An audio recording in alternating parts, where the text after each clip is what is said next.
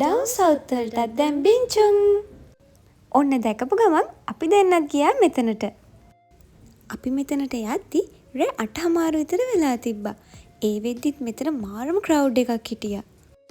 මෙතන උදේ 10 ඉඳන් රෑ 11 වෙනකන් ඕපන්. මෙතන හරිම කියුට් තැනක්. මෙතන තියෙන්නේ ඕපන් ඩයිනින් ඒරියා එකක්. මේ තියෙන්නේ මෙයාලගේ මෙනු එක. අපි මෙතනින් ගත්තේ ෆ්‍රෙෂ් ලෙමනේඩ් එකයි, ස්ට්‍රෝබෙරි සන්ඩේ එකයි, ස්ට්‍රෝබෙරි බොබෝ ජැස්මින් මිල්ක් ටී එකයි. මේ ලෙමනේඩ් එක නම් හරිම රීෆ්‍රෙෂින්. එතකොට මේ ජැස්මින් මිල්ක් ටී එක ඒකත් හරිම රසයි. මෙතනින් අපේ ෆේවරිට්ම උනේ ස්ට්‍රෝබෙරි සන්ඩේ එක. මේක තියෙන්නේ මාතර ශාන්ත තෝමස් මාවතේ. මේ පාරේ දිගටම ගියාම බින්චුන් අලුත් අවුට්ලට් එක ඔයාලට හම්බෙයි. එහෙනම් මේ වගේ තව රසමරස වීඩියෝ එකකින් හම්බෙනකන් අපේ YouTube channel එක subscribe කරලා Facebook page එකත් follow කරන්න.